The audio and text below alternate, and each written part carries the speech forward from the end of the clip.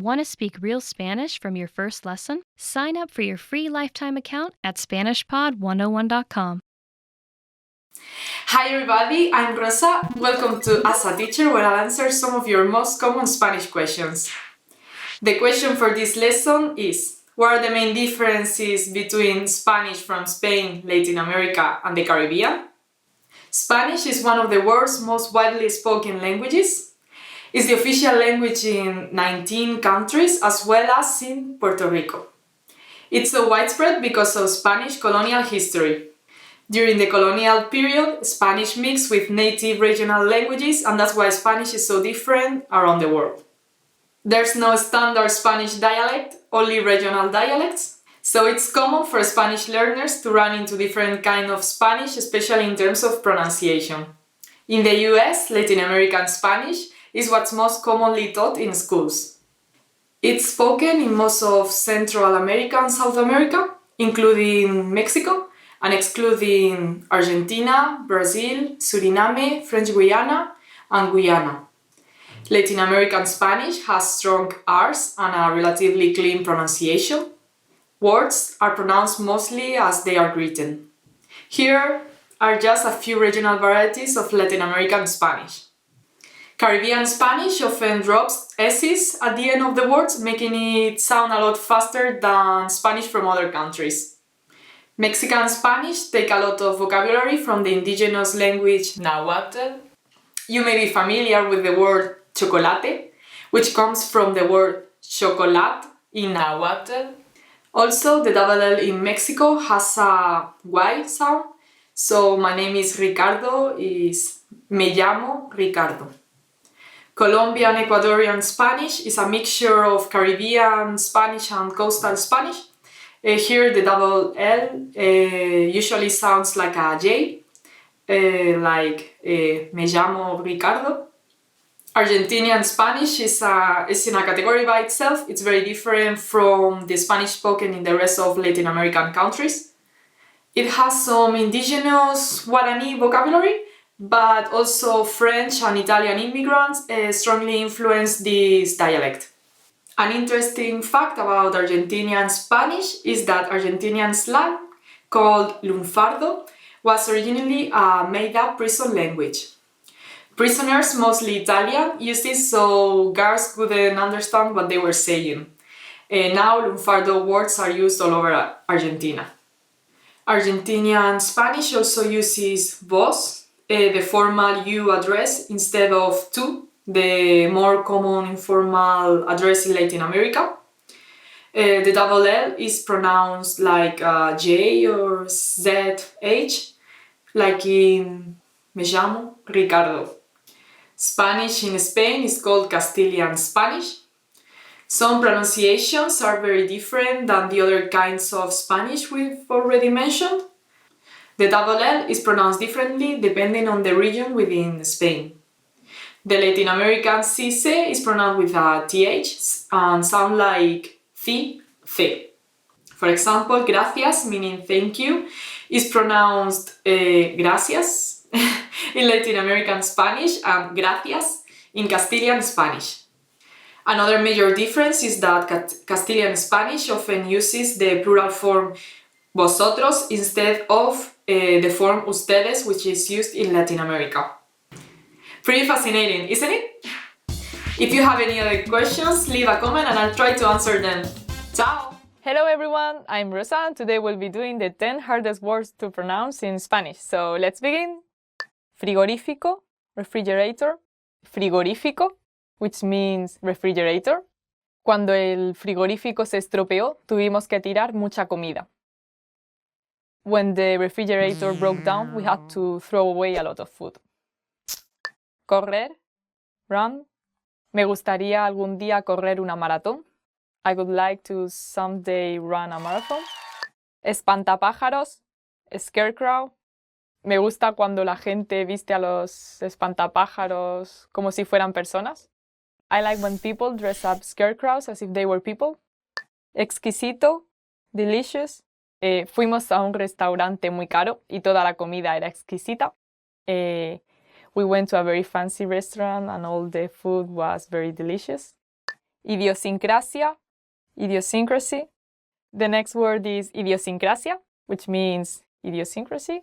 Una de sus idiosincrasias es lavarse las manos cada hora. One of his idiosyncrasies is washing his hands every hour. Perro, dog. Cuando era pequeña tenía miedo de los perros. When I was a child, I was scared of dogs. Niño, child. Cuando era niño se portaba muy mal con los otros niños. When he was a child, he was very bad to the other children. Paraguas, umbrella. The next word is paraguas, which means umbrella. Siempre me olvido el paraguas en los sitios. I always forget my umbrella at places. Pelo, hair. The next word is pelo, which means hair. Me corté el pelo hace poco. I cut my hair recently. Pingüino, penguin. The next word is pingüino, which means penguin. Me gusta la forma de andar de los pingüinos. I like how penguins walk. So this is the end of today's 10 hardest words to pronounce in Spanish. I hope you learned something and thank you very much for watching this video. Please don't forget to subscribe. Bye! Pingüino again. Pingüinos. Yeah. Hi everyone, I'm Rosa and today we'll be doing 10 phrases to amaze native speakers. So let's begin! El español es divertido y fácil de aprender. Spanish is fun and easy to learn. El español es divertido y fácil de aprender. Spanish is fun and easy to learn. I think the pronunciation is very easy in Spanish. Yeah. Aparte de saber español, también puedo hablar algunos otros idiomas. Apart from knowing Spanish, I can speak a few other languages as well. Aparte de saber español, también puedo hablar algunos otros idiomas. Apart from knowing Spanish, I can speak a few other languages as well.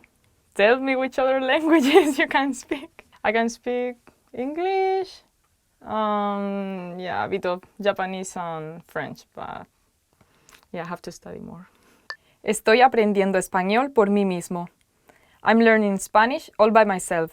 Estoy aprendiendo español por mí mismo. I'm learning Spanish all by myself. So good for you. Like I know it's hard, but if you are, if you are constant and you do something every day, I think you can also learn languages by yourself. Like today there are so many resources on the internet. Hablaré español como un nativo en 3 años. I'll speak Spanish like a native speaker in 3 years. Hablaré español como un nativo en 3 años. I'll speak Spanish like a native speaker in 3 years. Oh, good luck! He estado aprendiendo español por 10 años. I've been learning Spanish for 10 years. He estado aprendiendo español por 10 años. I've been learning Spanish for 10 years. Yeah, I might have been studying English for longer than that. Me tomó solo un año para hablar fluidamente. It took me only 1 year to become fluent. Me tomó solo un año para hablar fluidamente. It took me only 1 year to become fluent. Wow. I admire you so much. Gracias, pero en realidad no soy un hablante nativo. Thank you, but I'm not a native speaker actually. Gracias, pero en realidad no soy un hablante nativo.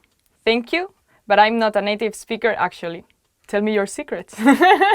Puedo memorizar alrededor de 50 palabras nuevas en español al día. I can memorize around 50 new Spanish words a day. Puedo memorizar alrededor de 50 palabras nuevas en español al día. I can memorize around 50 new Spanish words a day. Wow, it's important to be constant. Yeah, just be sure to revise the words you had studied before so you don't forget. Puedo ver películas en español sin subtítulos. I can watch Spanish movies without subtitles. Puedo ver películas en español sin subtítulos. I can watch Spanish movies without subtitles. I still use subtitles for English. Sé cómo conjugar todos los verbos irregulares. I know how to conjugate all the irregular verbs. Sé cómo conjugar todos los verbos irregulares. I know how to conjugate all the irregular verbs. Yeah, there are a lot of them, so that would be great if you knew how to did all of them right. There might even be Spanish people who cannot do that properly in some cases, so this is the end of today's 10 phrases to amaze native speakers. So I hope you get the chance to use them. Thank you for watching. Don't forget to subscribe. Bye. Yeah, I can. It's me. Want to learn Spanish anywhere, anytime? Get the Innovative Language 101 app for free. Hi everyone, this is Rosa, and today I'll be teaching you 15 ways to remember words, and these ways were submitted by fans. So let's start! A menudo veo vídeos en la televisión o YouTube que están diseñados para los niños pequeños. I often watch TV or YouTube videos that are designed for young children. Yeah, I think it's a really good way. Also when I want to learn a new language, I watch some cartoons because they are always easier, and I think that really helps. Aprendo sobre las raíces de las palabras y cómo las diferentes palabras se relacionan entre sí. I learn about the roots of words and how different words are related to each other. Yeah, I think it might make easier if you know why the words are formed like that. So if you know that, you can then know how to form the words, and everything gets easier. Asocio nuevas palabras con historias, juegos o películas. I associate new words with stories, games, or movies. It's always a good way to remember, to associate things, like these mnemotechnical, strategies. For example, to remember kanji in Japanese, there are some books that relate each ideogram with a kind of story, so then you remember the meaning and everything, and it's quite useful. It works. Asocio nuevas palabras con palabras que suenan similares en mi idioma natal. I associate new words with words that sound similar in my native language. Well, this might work for some languages, but I don't know if this works for all of them. For example, Spanish and English, I think that would work. Asocio palabras con dibujos, fotos y escenas divertidas. I associate words with drawings, pictures, and funny scenes. So yeah, I think this is more appropriate for what I said before, like the kanji. Some of them you can kind of infer what they are, what they mean. If you have a drawing, they are similar to what they mean, so I guess that. Clasifico nuevas palabras con otras palabras relacionadas que ya conozco. I categorize new words with other related words that I already know. Yeah, I think it makes it easier if you can kind of classify and order things. Escucho canciones y me aprendo las letras. I listen to songs and memorize the lyrics. I think this is a really good way. Also, it's a way that you enjoy. You like this, to listen to these songs and everything, so I think it comes to you easier. You're not doing that much of an effort maybe, because you're having fun. Hablo tan a menudo como sea posible con los nativos del idioma. I speak as often as possible with native speakers. Yeah, I think this is the best thing you can do. I mean, you can read as many books as you want and listen to films or songs or everything, but to really learn a language, you need to speak it with native people. Leyendo lo más posible, en especial el periódico, me ayuda a recordar palabras. Reading as much as possible, especially the newspaper, helps me to remember words. If you see the same word used a lot of times, you get to remember that more easily than if you just have a list of words and try to memorize every of them. And also you are seeing these words in a context, so you know how to use them and how they are used by the people. So it's a good way. Soy persistente en la práctica diaria hablando con mi familia o con mis perros, a pesar de que no me entienden. I am persistent in practicing every day by talking to my family or my dogs, even though they don't understand me. Why not? Well, you can also talk to yourself, right? But yeah, it's very important to be constant. I think it's the most important point. You have to be constant to learn a language. You just cannot study it for a week and then, okay, the next month I will study a bit more. You have to be constant. Trato de usar el lenguaje de forma cotidiana en el contexto de la vida cotidiana. I try to use the language routinely in the context of daily life. It's important to try to use it as much as you can, I guess. because sometimes you have to adapt the language depending on their situation, depending on who you are talking to. So it's important to know how you really use the language in your daily life, like how it changes. Like not learning just from some book, but learning it in like practicing in your day-to-day life. Yo uso la repetición, leyendo, escribiendo y hablando las palabras una y otra vez. I use repetition, reading, writing, and speaking words over and over again. I used to do that. The only problem is that I normally forget like pretty quickly after that, but well, maybe there are some people that... Well, I guess if you do that in a constant way, like it's not like you repeat these words one day and then don't do that after that. Maybe if you go back to these words, like it can help you. I think it can be a good way then. Yo digo palabras en voz alta para poder realmente escucharlas. I say words out loud so that I can actually hear them. It's very important because sometimes we don't say them out loud and then we are kind of afraid to pronounce it. We don't really know how to do it, so it's nice to know. Even if you can, like record yourself with a mic or something, so you can hear yourself talking and you can know like whether you are pronouncing it right or not. Yo intento pensar en español para que se incorpore naturalmente a mi proceso de pensamiento. I try to think in Spanish so it becomes natural to my thought process.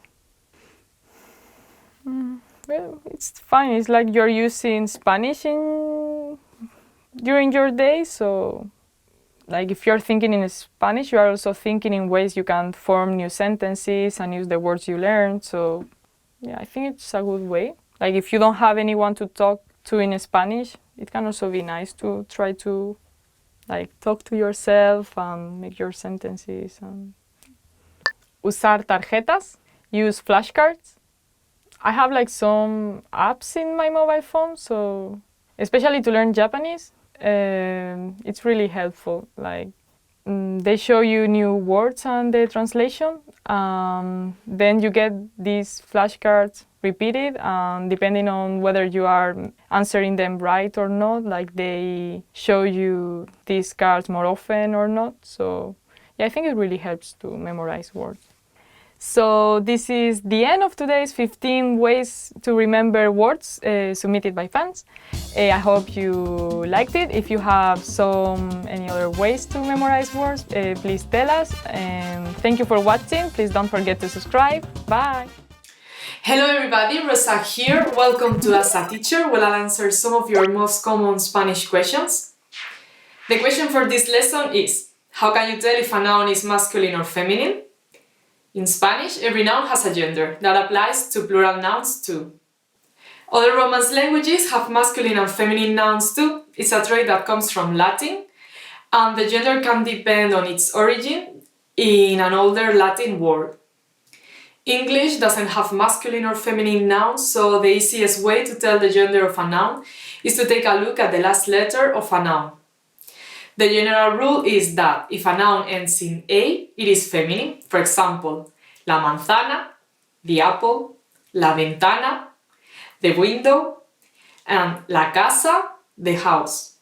Nouns that end in O are generally masculine. For example, el horno, the oven, el perro, the dog, and el libro, the book.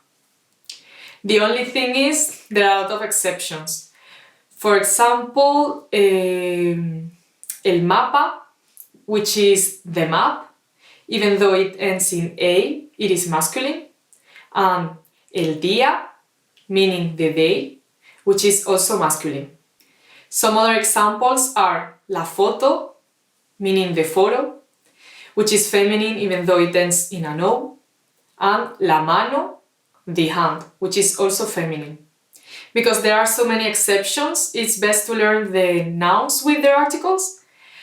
These are the and a in English. For Spanish, it would be el or for masculine words, and la or una for feminine words.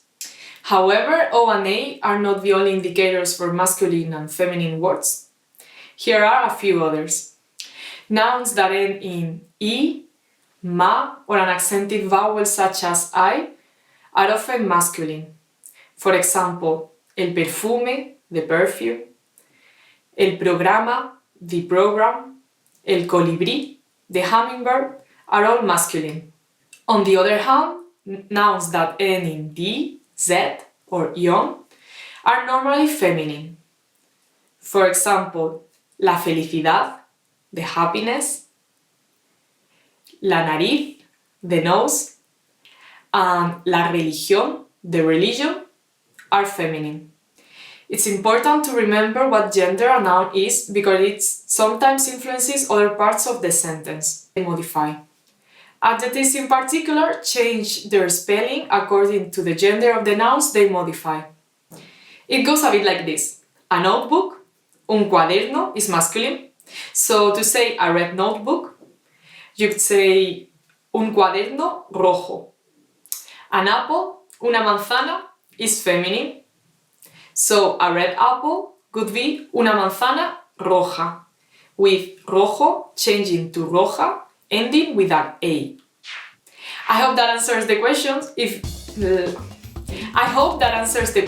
If you have any more questions, please let them in the comments below and I'll try to answer them. Hasta luego! Hi everybody, Rosa here. Welcome to As a Teacher, where I'll answer some of your most common Spanish questions. The question for this lesson is: when are the prepositions por and para used? The prepositions por and para are a little difficult for Spanish learners because both are used in similar contexts and have similar meanings.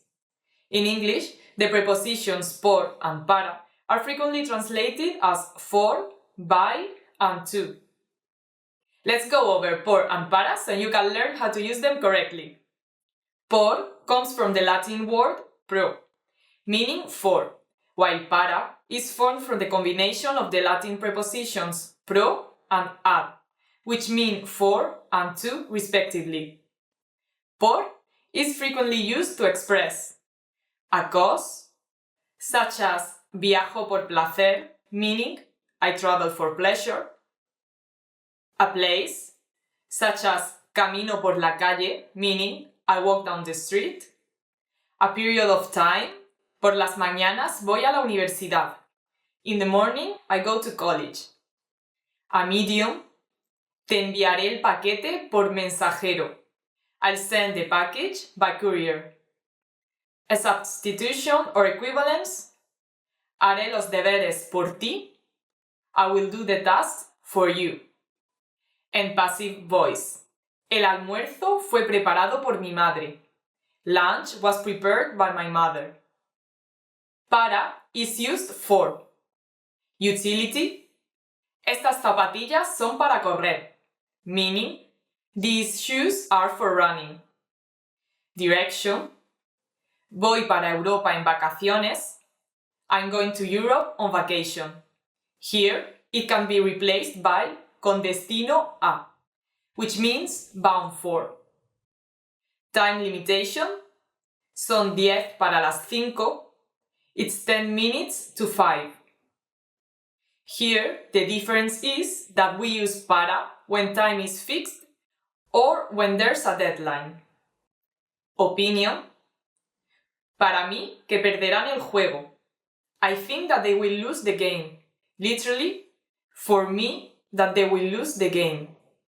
And goal or destination, to where or to whom it goes, as in, saldré a caminar para respirar aire fresco, meaning, I will go for a walk to get some fresh air.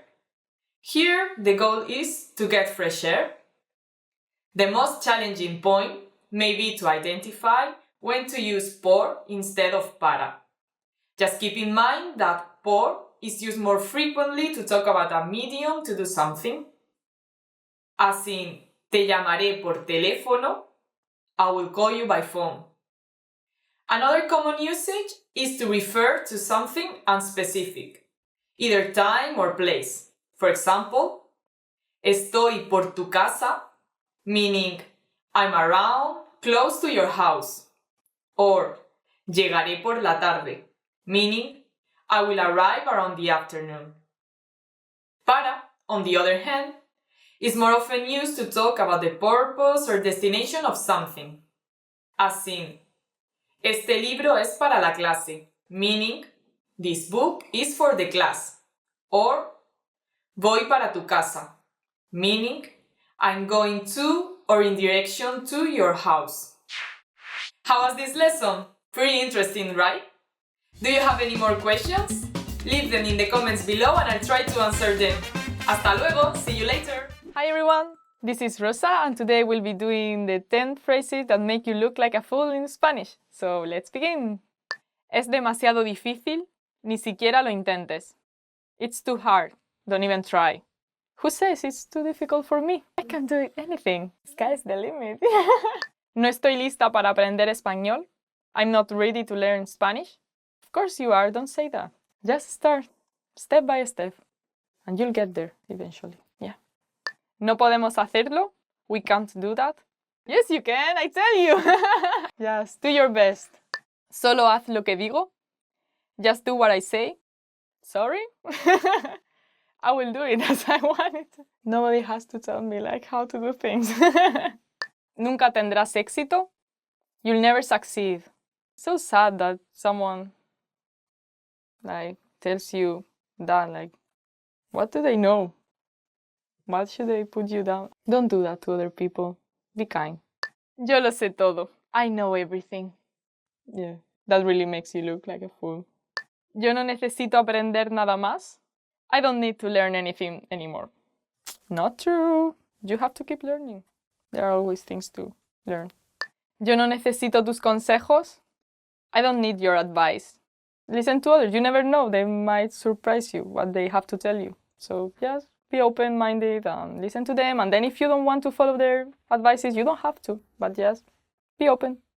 Yo tengo la razón y tú estás equivocado. I'm right and you're wrong. Even if you're right, you don't have to boast about it. You don't have to make another person feel worse about themselves just because you got something right. Because next time you might be wrong and you don't want them to tell you that you are wrong. So just keep that in mind. ¿Teníamos que hacer deberes? We did have homework? You should have asked that before. I don't know. Just carry a notebook with you and write everything you need to do. Okay, so this is the end of today's 10 phrases that make you look like a fool in Spanish. So, yeah, learn them, but try not to use them. I hope you liked it. Thank you for watching. Don't forget to subscribe. Bye. Chop, chop, chop, chop. Rosa approved.